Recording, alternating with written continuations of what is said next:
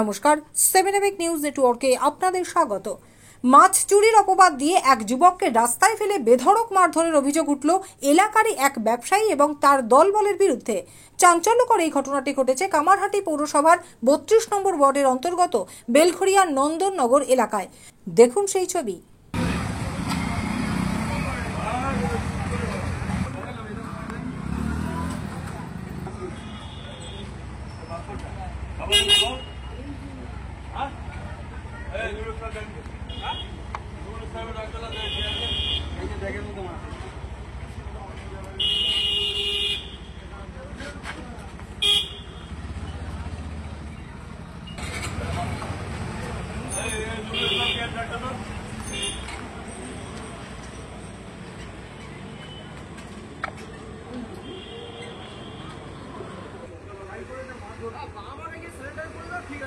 জানা গেছে, বেলঘরিয়ার নন্দননগরের বাসিন্দা বছর 22-এর ফিরোজ শেখ অন্যান্য দিনের মতো এদিন রাতেও কর্মস্থল থেকে বাড়ি ফিরছিল।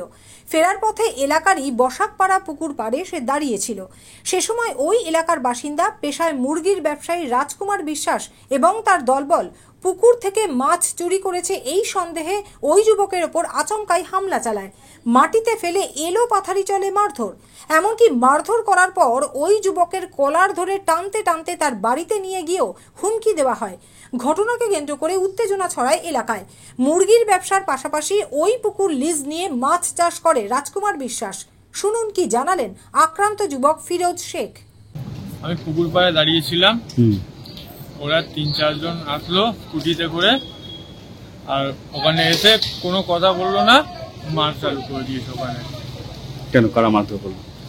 বলছে আমি নাকি ওখানে বসে বসে মাছ ধরছিলাম, ওনার পুকুরে মাছ ধরছিলাম। আমি সন্দেহে মারধর? হ্যাঁ। কি সন্দেহ? ওই মাছ চুরির সন্দেহে মারধর করেছে। কে মারধর করেছে? ওই ওখানে 4-5 জন ছিল। কে ছিল? কি নাম? ওই রাজকুমার, উনি আগে এসে গায়ে হাত দিয়েছে। তুমি ফেলে পা দিয়ে মেরেছে? হ্যাঁ, ফেলে পা দিয়ে মেরেছে, হাত দিয়ে মেরেছে। কেন মারধর করলো কেন? ওই মাছ, ওরা ভাবছিল মাছ চুরি করছিলাম ঘাটের মধ্যে বসে, তাই জন্য এসে মারধর শুরু করেছিল। কি করে উনি? ওরা মুরগির ব্যবসা আছে, পুকুরে লিজ নিয়ে মাছ বসে। চিৎকার করেনি? বাঁচানোর জন্য চিৎকার করেনি? চিৎকার করেছি, অনেক লোক এসেছিল, যারা যারা বলছে ওদেরকেও হুমকি দিচ্ছে। এরপরেই রক্তাক্ত অবস্থায় ওই যুবককে চিকিৎসার জন্য Sagar Dutta medical college and হাসপাতালে নিয়ে যায় তার পরিবার। পাশাপাশি এই ঘটনার বিরুদ্ধে বেলঘরিয়া থানায় অভিযোগও দায়ের করেছে আক্রান্ত যুবকের পরিবার। শুধুমাত্র সন্দেহের বশে ছেলেকে এহেন মারধরের ঘটনায় তীব্র আতঙ্কে ভুগছেন আক্রান্ত যুবক এবং তার পরিবারের মানুষজন। প্রায়শই মদ্যপ অবস্থায় এলাকায় প্রভাব দেখায় এলাকার কাউন্সিলর কানু দাস ঘনিষ্ঠ অভিযুক্ত ব্যবসায়ী রাজকুমার বিশ্বাস। জানালেন আক্রান্ত যুবকের বাবা শেখ নূর ইসলাম। ছেলে টেস্টমোকোতে কাজ করে, প্রত্যেকদিন রাত্রিরে বাড়িতে ফেরে, কোনোদিন 10টা, কোনোদিন 12টা, ওর কোনো কাজের ঠিক নেই।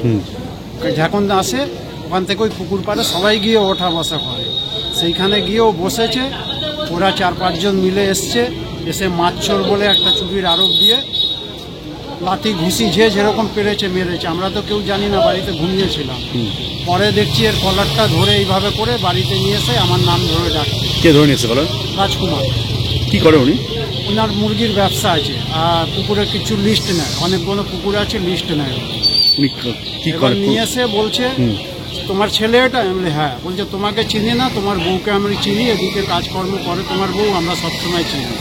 বলছে বেশি দেখো, তোমার ছেলে এরকম অনেক দিন থেকে চুরি চামারি করে, 1টার সময় 1:30টার সময় গিয়ে মাছ ধরে। আমি না, আমার ছেলে তো এরকম করে না কোনোদিন, দেশমুখেতেও কাজ করে, সময় কোথায় দিয়ে পাবে যে ও চুরি করতেই যাবে সবসময়। বলছে না, এইভাবে ও চুরি করে বলে আজকে আমরা ধরেছি। ওকে জিজ্ঞেস করছি, তার আগে মারধর করা হয়ে গেছে? তার আগে মেরেছে, 4-5 জন মিলে নাক থেকে মুখ থেকে ছেলের ব্লাড পড়ছে। আমি জল দিয়ে ধোয়ালাম, তারপরে এই সব জায়গায় মেরেছে। এখন এই যে পুরো রক্তর দাগের জামার মধ্যে লেগে আছে। তারপরে ওই পাড়া পুরো নাম কি? রাজকুমার পুরো নাম কি? রাজকুমার পুরো নামটা আমি জানি না। কি করে উনি? মুরগির ব্যবসায়ী। দল করে? দল মনে হয় করে, দেখি তো ভরে দলের সঙ্গে। কোন দলের সঙ্গে? ওই টিএমসির সঙ্গে ঘরে। টিএমসি তো আমরাও করি, ঠিক আছে, ওনাদের সঙ্গে ঘুরে ফেরে। কার সাথে ঘরে? ওখানে আছে আমাদের অনেকজন আছে। কাউন্সিলরের নাম কানু দাস। ওনার সাথে ঘরে? ঘরে, কিন্তু উনি যে এর মধ্যে জড়িত সেটা আমি বলবো না। আচ্ছা, ঠিক আছে। কিন্তু রাজকুমারের মদ ফদ খেয়েছিল, উনি প্রায় মদ ফদ খেয়ে থাকে, কখন কি করে বলা যায় না। বেলঘরিয়া থেকে রাজাদের রিপোর্ট, 7 এপিক নিউজ নেটওয়ার্ক। আরও বিভিন্ন খবরের আপডেট জানতে হলে অবশ্যই সাবস্ক্রাইব করুন 7 এপিক নিউজ নেটওয়ার্ক চ্যানেলটি, কারণ আপনাদের একটা সাবস্ক্রিপশন আমাদের কাছে অত্যন্ত মূল্যবান। পাশাপাশি অবশ্যই ফলো করুন আমাদের হোয়াটসঅ্যাপ চ্যানেলটিও। জয় হিন্দ।